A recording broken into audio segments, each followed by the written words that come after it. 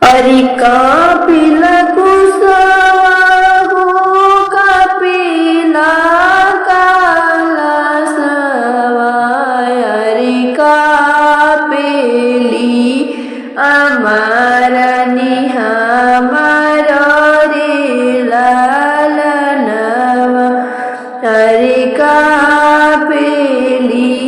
आमारा निहामारा रे लालनावा अरे धिया लइका पेलन पापा हो आपन पापा अरे कोई से के करब धिया दान रे लालनावा अरे कोई से के करब धिया दान रे लालनावा अंगन बीचे बैठी के रोवेली दुलारी बेटी अरे पापा जी से और हमारा रे लालनावा अरे पापा जी से और हमारा रे लालनावा जैसे कि पापा वर खोजी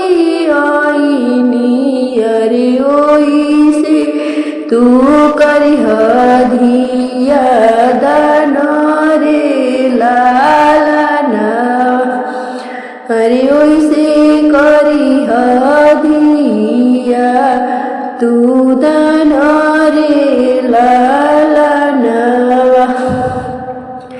कापे न सुपावा हो कापे हाथे शंखवा अरे कापे ली भाभी हमारा रे लालनावा अरे कापे ली भाभी हमारा रे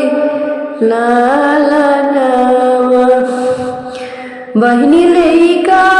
पेलन भैया हो आपन भैया अरे कोई से के लौआ मेरा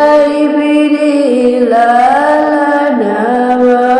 अरे कोई से के लौआ मेरा बिरे लालनावा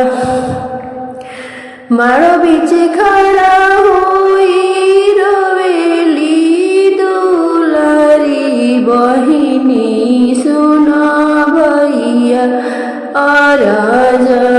हमारा रे लालनावा जैसे कि